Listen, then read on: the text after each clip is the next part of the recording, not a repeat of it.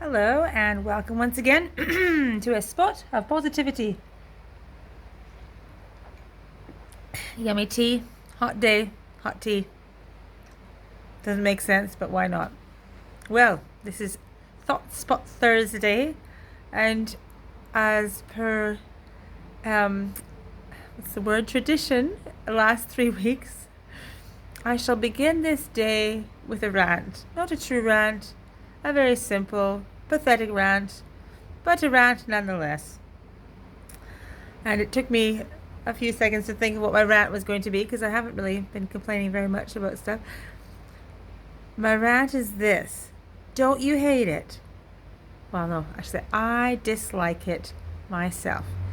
In a movie or a book, I know they're trying to create some sort of tension, but sometimes don't you wish that the character would tell the truth to the other person instead of causing this big misunderstanding to happen? That is annoying. Tell them the truth. I know they do it. I know why they do it. They want to make the book or the movie last longer. They want to create this big tension.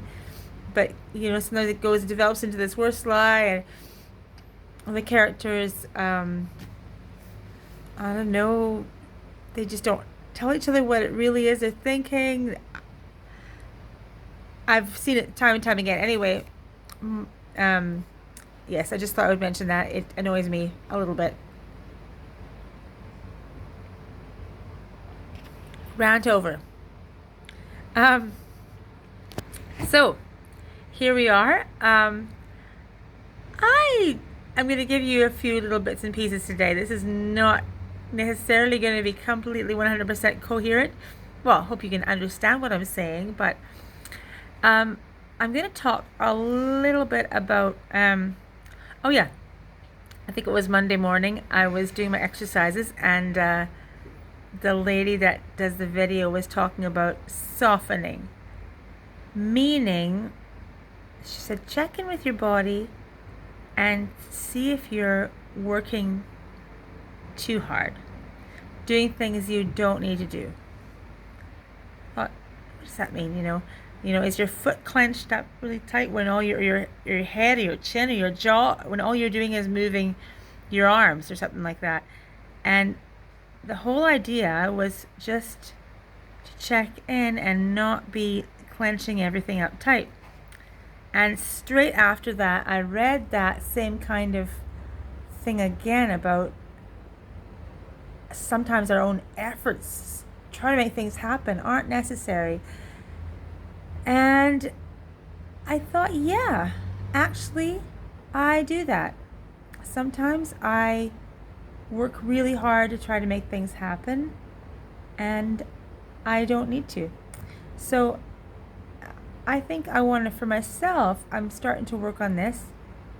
Soften. So choosing to just relax, take a breather, think about whether I'm struggling to try to make things happen immediately that I don't need to, that I can just rest about. Sometimes I'm maybe working on maybe making somebody else do something different, and actually I don't need to. That's not my job. So I think the softening, it's funny how you can have a message come through in two different ways. So that was in my exercise, and I did some reading afterwards. It came through in the reading, and I thought, just a second, I need to take note of this. Soften. Don't strive so hard to make everything so perfect.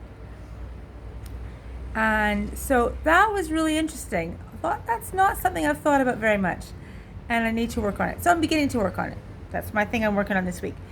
Secondly, that dovetails nicely into something.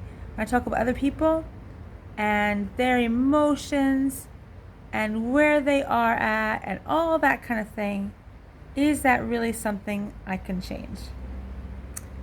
Probably not.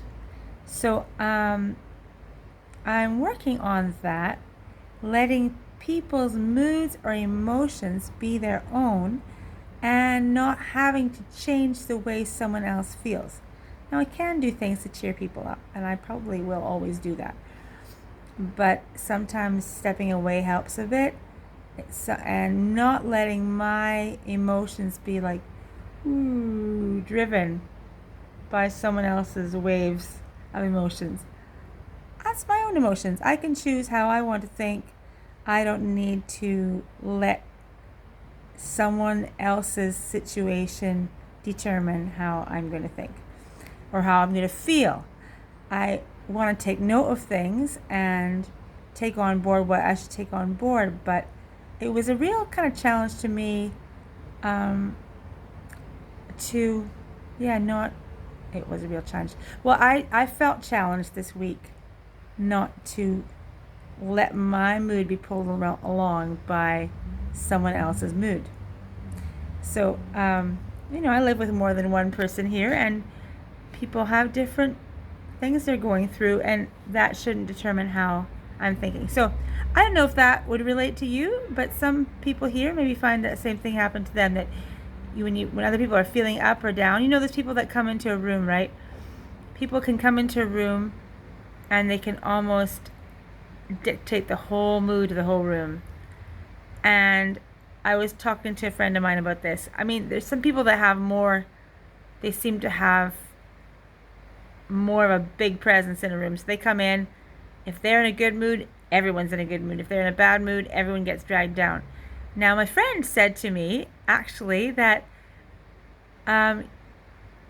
you have to give them permission to do that. So if you're conscious that that's what happens when said person walks in a room, maybe if we take note of that instead of just letting that mood carry us, we could choose our own mood, choose our own emotions, not let ourselves predetermine that our emotions are our own choice, and not let ourselves be carried up and down by the waves of other people's emotions. And I think that's pretty good advice. Dovetailing into something else. Actually, I don't know how well this one will dovetail. I was also thinking for myself of the whole notion of hope. And I am a sunny person with a sunny disposition, and I like to be a giver of hope. That's why I'm doing a spot of positivity. I like to let people around me know that, good things will happen. But in that same vein, I guess, of not being dragged down by emotions around me or happenings around me or even circumstances around me, I thought I'd talk a little bit about hope. And a friend of mine likes to quote this quote from a different friend of mine, that hope is the confident expectation that the goodness of God might break out at any moment, and probably will. Oh, I love that. I love that. That is optimism, to believe that something good will happen. And some people might just think that is like naivety or something like that, and things are just going to go badly. But actually, to confidently expect that something good is going to happen actually is somewhat of a self-fulfilling prophecy. So we have had a few things this week that have been kind of annoying, but I'm confident that it's going to turn out okay. And so I'm filled with hope. I want to calm down and not strive too hard to make things happen. I want to let my emotions be my own choice and not be driven by other people's emotions. And I want to be filled with hope that something good will indeed happen. And even the things that are hard, they will pass. And if I expect and am thankful already in advance for good to happen, it will help a lot. I'm not speaking this from a place of never having experienced bad things. I know bad things can happen, but I know that good things will happen as well. And I know that it's going to be okay. So I hope you have enjoyed this, and I thank you again for joining me for a Spot of Positivity. Please like and subscribe, and we'll see you again soon.